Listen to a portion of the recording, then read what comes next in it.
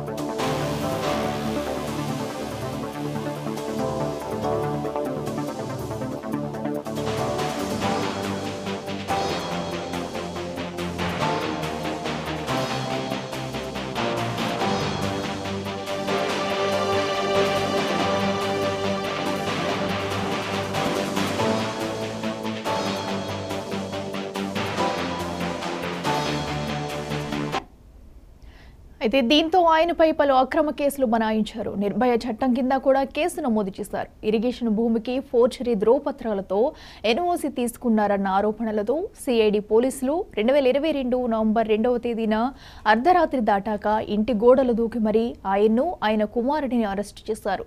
తాజా ఎన్నికల్లో టీడీపీ కూటమి విజయం అనంతరం ఏర్పాటైన మంత్రివర్గంలో చంద్రబాబు ఆయనకు మంత్రి పదవి ఇవ్వలేకపోయారు.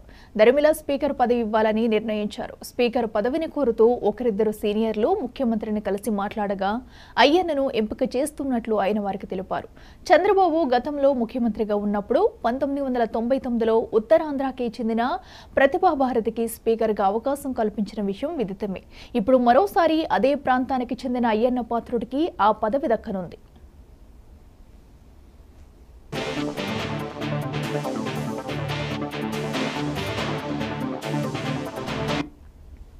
ఆంధ్రప్రదేశ్ శాసనసభ స్పీకర్గా టీడీపీ సీనియర్ ఎమ్మెల్యే బీసీ నాయకుడు చింతకల అయ్యన్న పాత్రుడిని ముఖ్యమంత్రి చంద్రబాబు ఖరారు చేసినట్లు టీడీపీ వర్గాలు తెలిపాయి.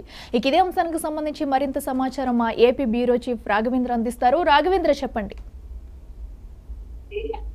అట్లా ఇప్పటి వరకు చూసుకుంటామంటే ఏపీకి సంబంధించి మంత్రివర్గ కూర్పును కూడా చాలా వరకు ఒక పక్కన కూటమి నేతలతో కలిపి ఒక టీడీపీ అయితేనేమి, అదేవిధంగా జనసేనకు సంబంధించి 3, బీజేపీకి సంబంధించి 1 కూడా ఇవ్వడం జరిగింది. కాకపోతే దీంట్లో చాలా వరకు సీనియర్ నేతలు కూడా ఉన్నారు. ఈ నేపథ్యంలో సీనియర్లకు అందరికీ న్యాయం చేయాలనే ఉద్దేశంతో కూడా టీడీపీకి సంబంధించి సీనియర్ నేత అయిన చింతకాయల అయ్యన్న పాత్రుడికి స్పీకర్ పదవి ఇవ్వడానికి కూడా నిర్ణయించినట్లు కూడా తెలుస్తుంది. ముఖ్యంగా చూసుకుంటామంటే చింతకాయల అయ్యన్న పాత్రుడు ఉత్తరాంధ్రకి చెందిన వ్యక్తి, కీలక వ్యక్తి అనేసి కూడా చెప్పుకోవచ్చు. టీడీపీకి సంబంధించి పూర్తి స్థాయిలో కూడా అంకితాభావంతో ఎన్టీఆర్ లో ఉన్నప్పటి నుంచి కూడా పూర్తి స్థాయిలో కూడా ఇతను పార్టీకి అంటిపెట్టుకుని ఉన్నాడు. అతనితో పాటు అతని కుమారుడు చింతకాయలు విజయ్ కూడా పార్టీకి చాలా వరకు సేవలు కూడా సేవకుడిగా ఉన్నాడు. ఈ నేపథ్యంలో చింతకాయల అయ్యన్న పాత్రుడికే ఒక పక్కన గత ప్రభుత్వ హయాంలో పూర్తి స్థాయిలో కూడా వైసీపీ ప్రభుత్వ అరాచకాల పట్ల అయితేనేమి చాలా వరకు కూడా తన గలం వినిపించేవాడు. కాకపోతే ఇతని మీద కూడా అక్రమ కేసులు, అదేవిధంగా అతని తనయుడి పైన కూడా అక్రమ కేసులు పెట్టినప్పటికీ కూడా పార్టీతోటి అంటిపెట్టుకుని ఉండటము, పార్టీకి ఎప్పటికప్పుడు ప్రభుత్వ వైఫల్యాల పట్ల కదా వైసీపీ అరాచకాల పట్ల కూడా గలం విప్పే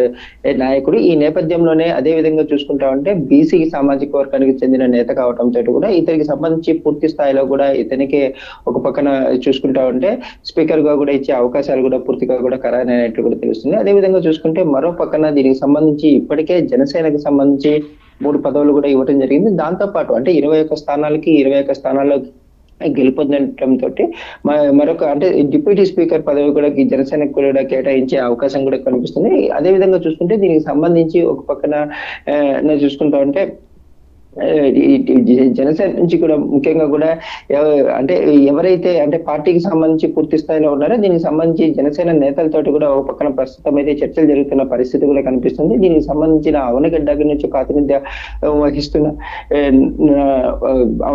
ప్రాతినిధ్యం వహిస్తున్న నేతకైతేనేమి, అదేవిధంగా చూసుకుంటా ఉంటే జనసేనకి సీనియర్ నేత లోకం మాధవి పేరు, అదేవిధంగా చూసుకుంటే బొలిశెట్టి శ్రీనివాస్ పేరు కూడా వినిపిస్తున్నట్లు కూడా తెలుస్తుంది. ఈ నేపథ్యంలో మండలి బుద్ధ ప్రసాద్ కే ఎక్కువగా కూడా జనసేనకి సంబంధించి కూడా డిప్యూటీ స్పీకర్ పదవి కూడా కేటాయించే అవకాశాలు అయితే ప్రస్తుతం అయితే కనిపిస్తున్న పరిస్థితి కూడా ఉంది. ఈ నేపథ్యంలో పూర్తి స్థాయిలో కూడా ఒక పక్కన స్పీకర్ అయితేనేమి, మరో పక్కన డిప్యూటీ స్పీకర్ జనసేన కూడా ఇచ్చే అవకాశాలు ఎక్కువగా ఉన్నట్లయితే ప్రస్తుతం తెలుస్తుంది. అదేవిధంగా చూసుకుంటా ఉంటే చీఫ్ విప్ గా దూలిపాల నరేంద్ర కూడా ఇచ్చే అవకాశం ఉంది. ముఖ్యంగా చూసుకుంటా ఉంటే గతంలో నుంచి కూడా పార్టీకి చాలా సీనియర్ నేత, అన్ని రకాలుగా కూడా పార్టీకి అందుబాటులో ఉన్నాడు. ఏదైతే ప్రభుత్వ వైఫల్యాలు గతంలో నుంచి కూడా ఏదైతే తన గలం అయితే వినిపిస్తున్న పరిస్థితి ఉంది. ఈ నేపథ్యంలోనే ఒక పక్కన చీఫ్ విప్ గా దూలిపాల నరేంద్ర కూడా ఫైనల్ చేసే అవకాశాలు అయితే కనిపిస్తున్నాయి. రేపైతే అంటే ఎల్లుండి అంటే 19వ తారీఖు అసెంబ్లీకి సమావేశం అవుతుంది. ఈ సమావేశంలో కూడా పూర్తి స్థాయిలో కూడా ప్రొటెం స్పీకర్ ఎన్నుకుంటారో అదే రోజు పూర్తి స్థాయిలో కూడా ఏదైతే ఎమ్మెల్యేలు గెలిచిన ఎమ్మెల్యేలందరినీ కూడా వారికి సంబంధించి ప్రమాణ స్వీకారాలు కూడా పూర్తి చేయించిన అనంతరం మరుసటి రోజు స్పీకర్ ఎంపిక కూడా జరిగే అవకాశం ఉంది. స్పీకర్ ఎంపిక జరిగిన తర్వాతనే ఇవన్నీ కూడా ప్రకటించే అవకాశాలు కూడా కనిపిస్తా ఉన్నాయి. ఇలా రైట్ రాఘవేంద్ర, థ్యాంక్ యూ.